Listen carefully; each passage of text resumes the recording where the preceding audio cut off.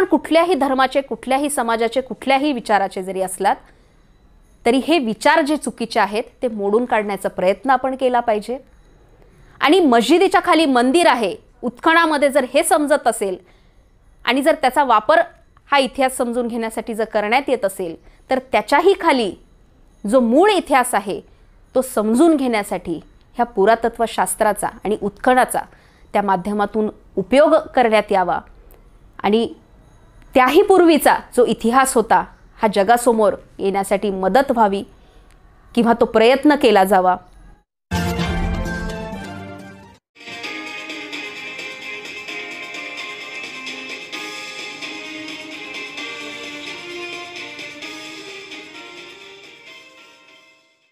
सर्वांना जय भारत। जागृती न्यूज चॅनलच्या आपल्या प्रबोधनात्मक वैचारिक वारसा या सदरामध्ये मी प्राची दुधाने आपल्या सर्वांचं पुन्हा एकदा स्वागत करते।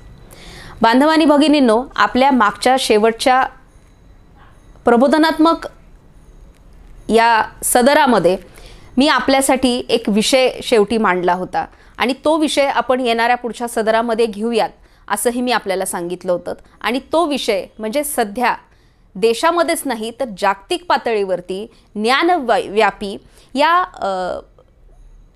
नावावरून किंवा जिथे मंदिर आणि मस्जिद हा जो काही भेद तिथे सुरू आहे, जो वाद त्याबाबतचा सुरू आहे, या विषयावरचा तो आजचा आपला जो हा सदर आहे हे आपण घेणार आहोत।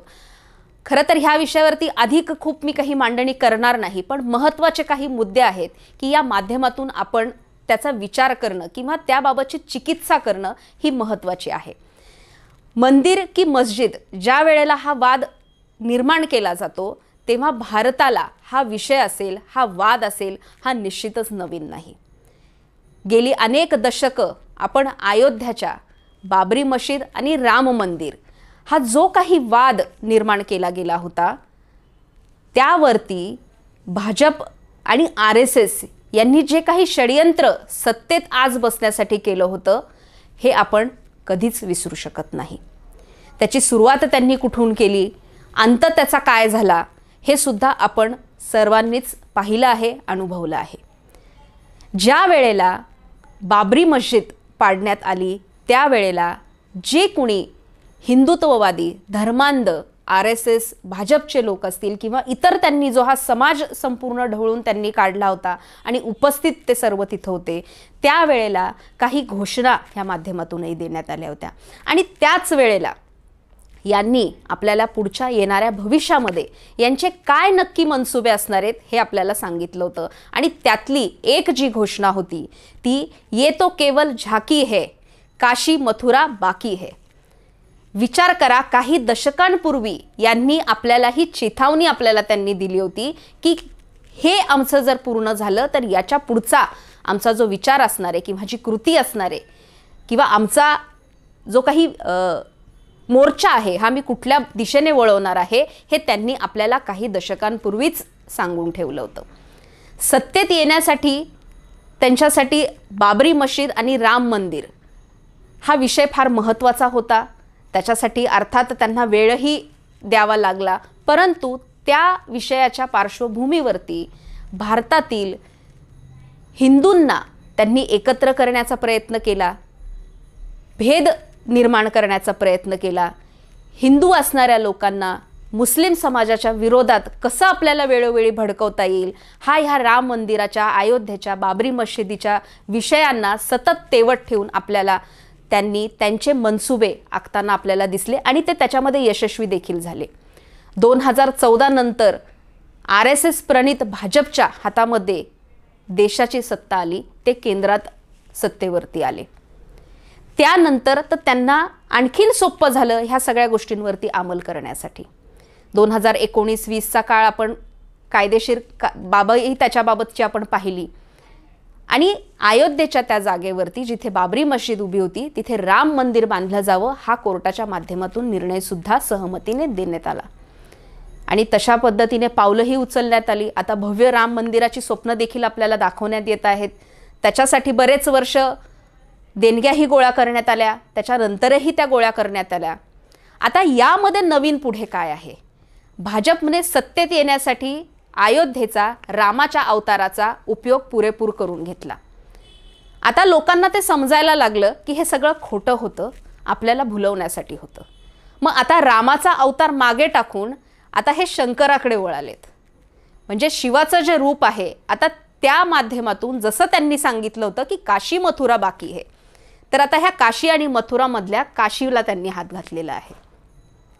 अर्थात जे काही पुरातत्व खात्याच्या आधारावरती पुरावे त्यांनी आपल्याला दिलेले आहेत, उत्खनन आम्ही केलेलं आहे, असे पुरावे सापडलेले आहेत, त्याबाबत जर खोलवर आपण आणखीन जायचं म्हटलं तर निश्चितच त्यांनी दिलेले पुरावे काही प्रमाणात सत्यही असतील. परंतु आर्किओलॉजी म्हणजे पुरातत्वशास्त्र याचा अभ्यास जर व्हायचा असेल तर तो आपला खरा इतिहास काय होता आणि आपली प्रगती कशी होत गेली यासाठी त्याचा खरं तर अभ्यास आणि वापर केला जावा. परंतु भारतामध्ये आज ह्या पुरातत्वशास्त्राचा गैरवापर अधिक प्रमाणात होताना आपल्याला दिसतोय. निश्चितच आपला इतिहास जाणून घेण्यासाठी अशी उत्खननं होत राहिली पाहिजेत. आपल्या पूर्वजांचा जो इतिहास होता तो आपल्याला समजला पाहिजे. परंतु याचा वापर जर सामाजिक, धार्मिक तेढ निर्माण करून स्वतःचा फक्त राजकीय स्वार्थ साधण्यासाठी आणि केंद्रात किंवा देशाच्या सत्तेवरती बसण्यासाठी जर होत असेल तर मला असं वाटतं ही अत्यंत चुकीची आणि निषेधार्ह बाब निश्चितच आहे. हे सगळं होत असताना जेव्हा जागतिक पातळीवरचा जर आपण विचार केला, परकीय आक्रमणं जेव्हा होतात तेव्हा आपली सत्ता तिथल्या व्यक्तीवरती, समूहावरती, त्या देशावरती जर आपल्याला प्रस्थापित करायची असेल तर तिथली संस्कृती नष्ट करून आपली संस्कृती ही तिथे जे आक्रमण करत असतात ते निश्चितच प्रस्थापित करण्याचा प्रयत्न करतात. ही तिथे सत्ता काबीज करण्याचं आणि कायमस्वरूपी त्या लोकांवरती अधिराज्य गाजवण्याचा हा निश्चितच एक इतिहासातील आपल्याला एक राजकीय खेळी म्हणा ही आपल्याला दिसून येते. आणि ही जगाच्या पाठीवरती अनेक ठिकाणी आपण ही पाहिलेली आहे. भारतामध्ये असंख्य अशा पद्धतीची आक्रमणं आपण झालेली पाहिली आहेत. मग याच्यामध्ये आर्यांचं आक्रमण असेल, मुस्लिम राज्यांचं आक्रमण असेल, त्यानंतरचं ब्रिटिशांचं आक्रमण असेल, या सगळ्या गोष्टींचा बदल आपण आपल्या देशावरती आणि इथल्या लोकांवरती वेळोवेळी झालेला अभ्यासला आहे, पाहिला आहे. याच प्रकारे जेव्हा मुस्लिम शासक भारतावरती राज्य करत होते त्यांची सत्ता प्रस्थापित करण्यासाठी त्यांनी इथली जी संस्कृती होती त्याच्यावरती आपल्या संस्कृतीचा एक पगडा या माध्यमातून प्रस्थापित करण्याचा प्रयत्न निश्चितच केला होता. आणि हे वास्तव आहे, हे सत्य निश्चितच आहे. परंतु अनेक वर्षा ह्या गोष्टीला जेव्हा घडतात, हा एक इतिहास जेव्हा होतो त्याच्यातून आपण जेव्हा पुढे आपण येत असतो आणि फक्त आजच्या ह्या घडीला एक वाद निर्माण करण्यासाठी जर त्याचा उपयोग किंवा गैरवापर जर करून घेत असेल तर ही पुन्हा एकदा मी सांगते की निश्चितच चुकीची आणि निषेधार्ह बाब आहे. उत्खनन करावं की नाही करावं हा जर प्रश्न तुम्ही जर विचारत असाल तर निश्चितच उत्खनन होतच गेली पाहिजेत. पुरातत्व शास्त्र हे त्याच्यासाठीच काम करतं. पण माझा हा उलट प्रश्न आज केंद्रात सत्तेत असणाऱ्या आणि स्वतःला हिंदुत्ववादी म्हणणाऱ्या धर्मांध RSS आणि भाजपच्या लोकांना हाच आहे की मस्जिदीच्या खाली मंदिर आहे, जर उत्खननामधून हे सिद्ध होत असेल आणि त्याचे पुरावे जर आपण आम्हाला देत असताल तर त्याच्या पूर्वी किंवा समकालीन जे तुमच्या विरोधात असणारे विचार होते, जे समूह होते, त्यांचा जो इतिहास होता हा देखील जगासमोर येणं तितकंच गरजेचं आहे. 2000 वर्षापूर्वीचा आपण जर विचार केला, बौद्धांचा बौद्ध धर्म हा ज्या वेळेला आपल्या भारतामध्ये त्याचा प्रचार आणि प्रसार होत होता, मोठ्या प्रमाणात जगभरामध्ये बुद्धांचे विचार हे आज आपल्याला दिसतात. आणि ज्या भारताच्या भूमीतून हे विचार जगाला मिळाले त्या भूमीमध्ये ती संस्कृती असेल, तो विचार असेल, तो धर्म असेल, तो संपवण्याचं काम जर कुणी केलं असेल तर ह्या धर्मांध लोकांच्या माध्यमातून झालेलं आहे. आणि मग जर उत्खनन करायचं असेल तर हे उत्खनन ह्या संस्कृतीच्या मुळापर्यंत जाणं अपेक्षित आहे. मंदिरांवरती जर मस्जिद बांधलं असेल तर ती मंदिरं नक्की कशावरती बांधली होती हा इतिहास सुद्धा आज जगासमोर येणं गरजेचं आहे. जर ती तयारी ह्या लोकांची असेल तर त्यांनी हे उत्खनन जे आहे हे त्या मुळापर्यंत नेणं अपेक्षित आहे. आम्ही मान्य करू, इतिहासही आम्हाला सांगतो, मोठमोठ्या वेगवेगळ्या इतिहासाच्या अभ्यासकांनीही या गोष्टी सगळ्या समोर आणलेल्या आहेत. कशा प्रकारे एक सांस्कृतिक दहशतवादाच्या माध्यमातून या इमारतीच नाहीत तर हे असे विचार पुढे पुढे मांडले जातात. परंतु जे मूळ विचार होते, आर्य येण्यापूर्वी जी संस्कृती होती, जी सिंधू सभ्यता होती, त्याची वसाहत आपल्याला सापडते. परंतु त्याचा भेद नक्की काय आहे हे आपल्याला असंख्य वर्षांनंतर सुद्धा समजत नाही. पण 8 दिवसामध्ये ज्ञानव्यापीसारख्या मंदिर की मस्जिद ह्या वादामध्ये उत्खनाचा जेव्हा विषय येतो त्यावेळेस आठवड्याभराच्या काळामध्ये ही मस्जिद नसून मंदिर आहे आणि त्याच्यामधले असंख्य पुरावे हे दाखवले जातात. मग भारताची जी मूळ मातृसत्ताक संस्कृती होती त्याचे पुरावे आपल्यासमोर असून सुद्धा त्याचं विश्लेषण का केलं जात नाही? तो इतिहास जगासमोर समाजासमोर का मांडला जात नाही? कारण आज स्वतःला सत्तेत बसण्यासाठी हिंदू म्हणवणारे, हिंदू मुस्लिम वाद निर्माण करून सत्तेचा लाभ घेणारे ह्या लोकांना माहिती आहे की जर या प्रकारे आपण जर हा मूळ इथला जो भारतीय आहे किंवा मूळ निवासी जो इथला आहे किंवा त्यानंतरचे जे बुद्धांचे विचार इथे होते हे जर लोकांना समजले, समाजाला समजले तर आपली मूळ संस्कृती, आपले मूळ विचार काय आहे हे लोकांना समजेल, ते जागृत होतील आणि खोटा हिंदुत्व जो आपल्याला समोर आपल्या मांडला गेलेला आहे त्याला इथली प्रत्येक व्यक्ती निश्चितच नाकारेल. म्हणून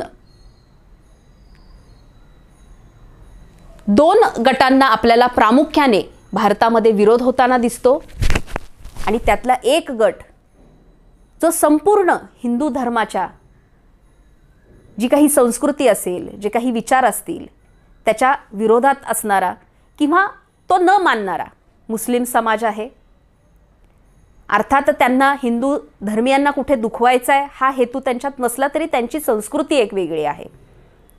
आणि दुसरा एक घटक किंवा समाज म्हणजे जो बौद्ध समाज आपण म्हणतो किंवा त्याही पलीकडे आणि पुढे जाऊन संविधानाला जो मानणारा आहे, बाबासाहेबांच्या विचारांना मानणारा आहे, महाराष्ट्र जसा आपण पुरोगामी म्हणतो, शिव फुले शाहू आंबेडकरांच्या विचारांना मानणारा आहे, पुरोगामी विचारांचा आहे, तो त्यांच्या ह्या सगळ्या कुठल्याच गोष्टींना भीक घालत नाही.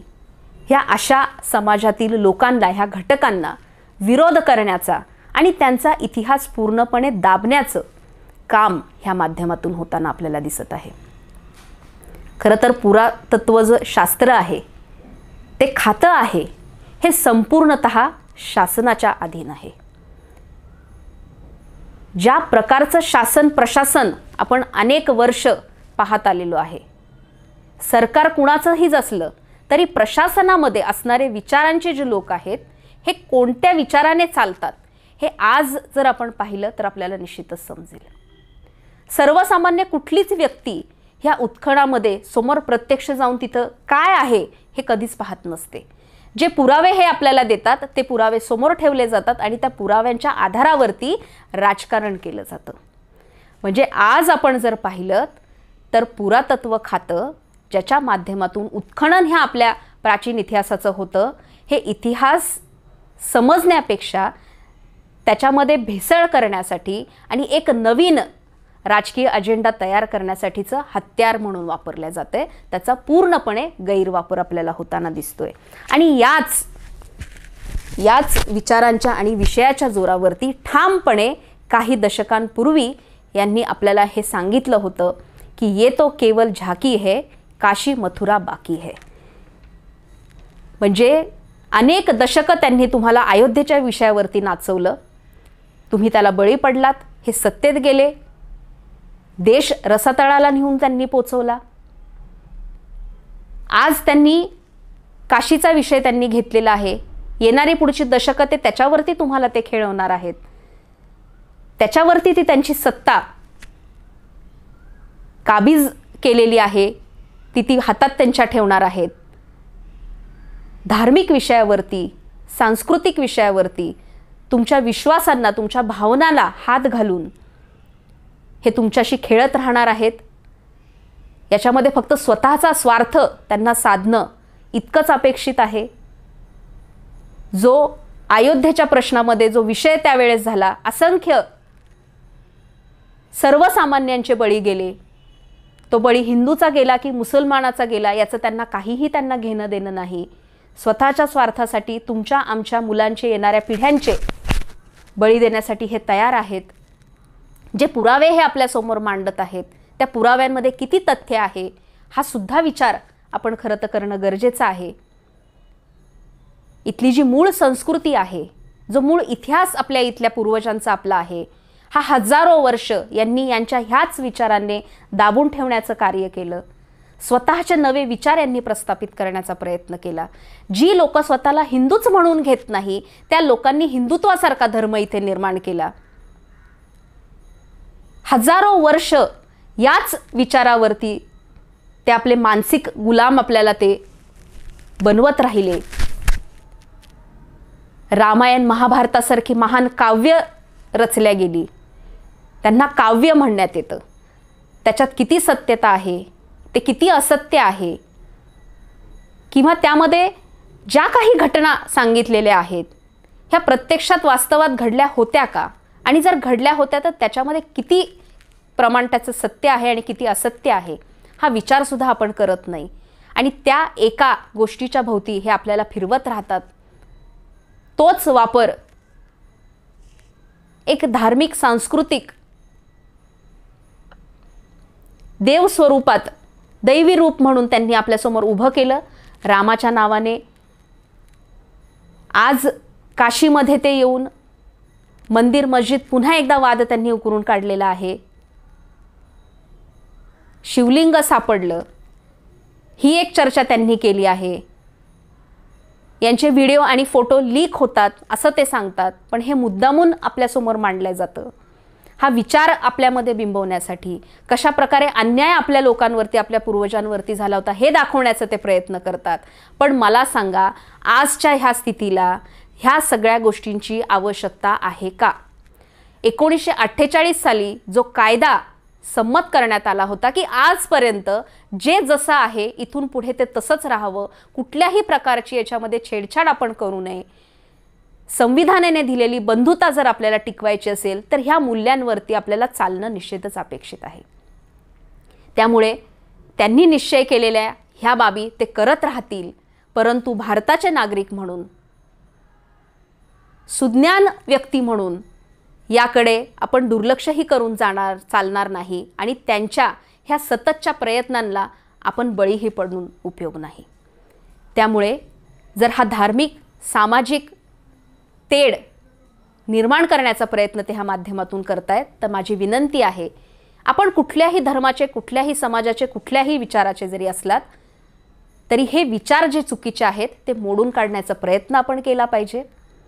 आणि मस्जिदीच्या खाली मंदिर आहे, उत्खनामध्ये जर हे समजत असेल आणि जर त्याचा वापर हा इतिहास समजून घेण्यासाठी जर करण्यात येत असेल तर त्याच्याही खाली जो मूळ इतिहास आहे तो समजून घेण्यासाठी ह्या पुरातत्वशास्त्राचा आणि उत्खनाचा त्या माध्यमातून उपयोग करण्यात यावा. आणि त्याही पूर्वीचा जो इतिहास होता हा जगासमोर येण्यासाठी मदत व्हावी किंवा तो प्रयत्न केला जावा अशी अपेक्षा मी ह्या माध्यमातून निश्चितच व्यक्त करते.